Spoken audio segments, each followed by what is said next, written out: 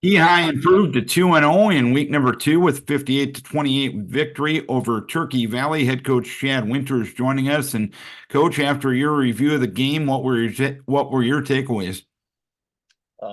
We talked going in, starting district play, how important of a game it was to get us off on the right foot. We know that Turkey Valley is going to be one of the teams battling for those playoff spots, along with us and a couple other teams.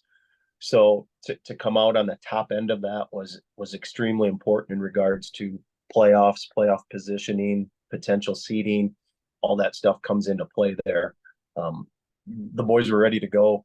We started out early and had a couple breakdowns here and there defensively where we let them get some plays where we didn't get guys on the ground. But when you play good teams, that's going to happen on occasion.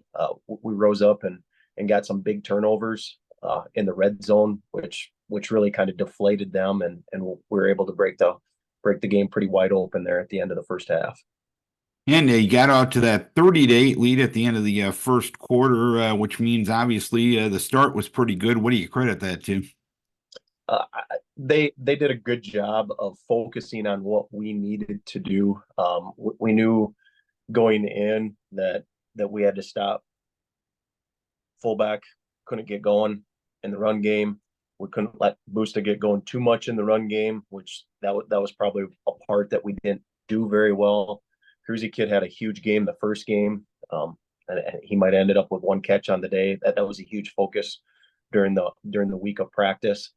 Um, Minus their little kickoff throwback touchdown, kickoff return throwback touchdown. That first quarter was pretty solid on our part.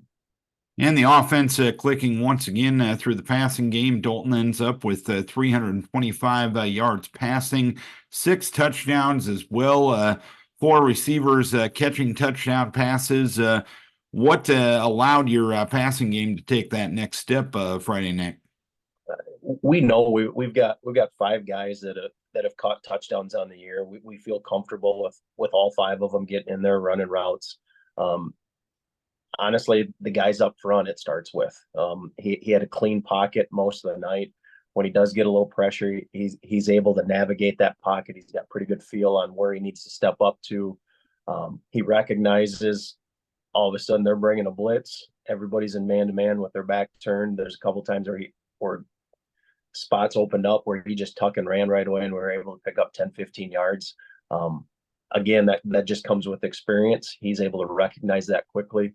But those guys up front set that tone with their pass pro, though. I mean, they did a great job of keeping that pocket clean Friday night. And the running game, 180 yards, 5 yards of tote, and over 500 yards of total offense all told.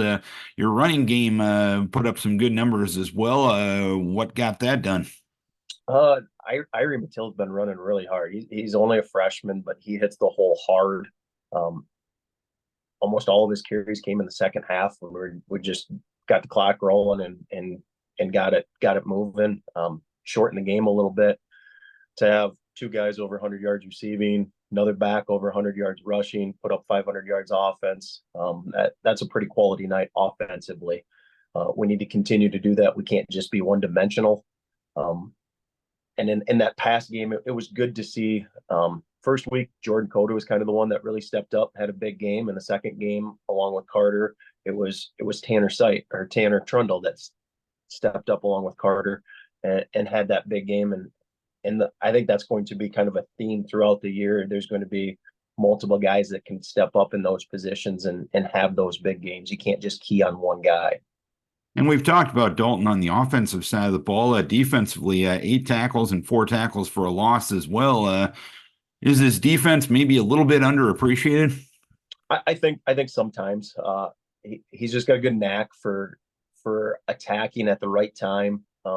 Bring him on blitzes that he times up pretty well, where he can come in there kind of scot free. Zach Meyer does a real good job of eating stuff up in front of him. Big kid that probably doesn't get as much appreciation as he should get. A junior that's continuing to get better, but as he does his job, it makes Dalton's job a lot easier to kind of scrape and do what linebackers should be able to do. And this week you got Waterloo Christian coming to town. They're coming off their first win last week over West Central. What have you seen about them on film? Much more physical than last year. They took a huge step forward from their first game in the season against Springville to West Central this last Friday night. Kid at running back had 180 yards of offense, and he or rushing, and he just got progressively better as the game went on. Hadn't played running back a ton in the past, and you could just see that it became easier and easier for him as the game went on. Guys fired off the ball. Last year, they kind of came in and tried to throw the ball all over. That quarterback graduated. They moved one of the receivers to quarterback. Pretty good athlete. He does a good job of just getting rid of the ball so they don't take negative yardage plays. And they got to be ready to go. We're focusing on the little things this week, getting better at them time after time after time, so that as the season goes on, we get to where we need to be at the end of the season. And I guess I haven't touched on your overall schedule. First 4 weeks of the season going to be at home. Granted, Waterloo Christian doesn't have a field yet. That's one of the reasons it's being played there this week. And 5 of your 8 games are at home. Most years, when you guys have been in 8-man football, you've gotten frequent flyer miles. Is it good to finally get the karma in the different direction? Most definitely.